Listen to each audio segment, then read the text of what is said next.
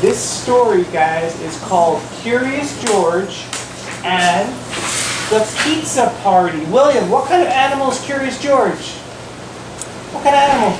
It's George. George is a? It's monkey. George is a monkey, and he is a very silly monkey. So we're going to see what happens in this story. Curious George and the Pizza Party. You like pizza, kids? Luigi. Yeah. George was a good little monkey and always very curious. Today he wasn't just curious, he was excited. So excited, in fact, that he was turning flips standing on his head. A little girl in George's building had invited him to her pizza party. George had never been to a pizza party before, but he loved parties and he loved pizza, so he knew it had to be good. George, it's time for the pizza party, said the man with the yellow hat. Have fun and remember to be on your best behavior. George got to the party in perfect time. Hi, George, called out the little girl. But what was all this? The children were wearing puffy white chef's hats and checkerboard aprons. George got a hat and an apron too. The best was yet to come. They weren't just going to eat pizza, they were going to make it too. But first, let's play some games, she said. Everyone went into the living room to play pin the pepperoni on the pizza. Everyone except for George. George thought and thought. If lots of little pieces of dough were good, maybe one huge piece of dough would be even better. He gathered the lumps of dough together and squished and squashed them until they became the very biggest piece of dough he'd ever seen. What fun! Maybe rolling it out would be even more fun. Kids, where's George? You got it. George poured flour on the table, rolled and rolled. It was messy work. First he bumped over one of the chairs, then he knocked over the sack of flour.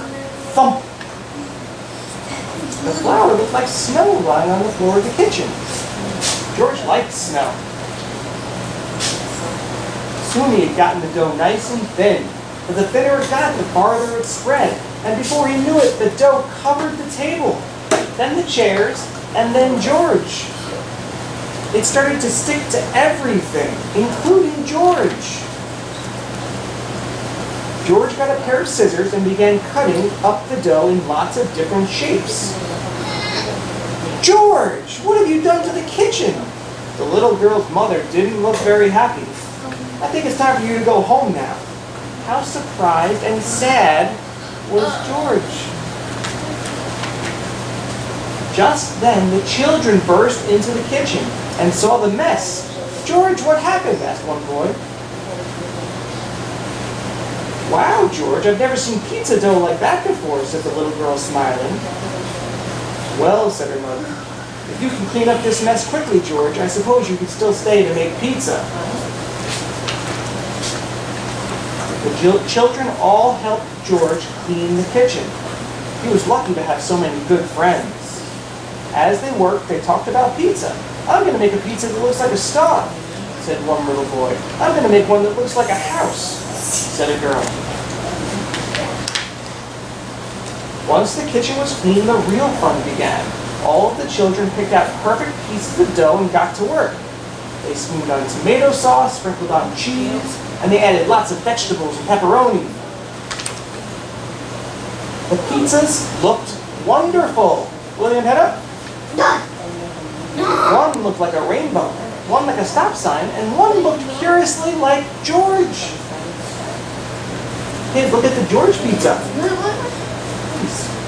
Well, George, said the little girl's mother, the pizzas taste great, and thanks to you, they look wonderful too. Everyone agreed it was the best pizza anyone had ever seen or tasted. And for the second time that day, George was so happy that he turned flips and stood on his head.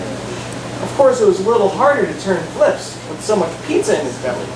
But George didn't mind. It had been a wonderful pizza party. The end. Did you like George, kids? Nice. William, did you like the story? No. Awesome. And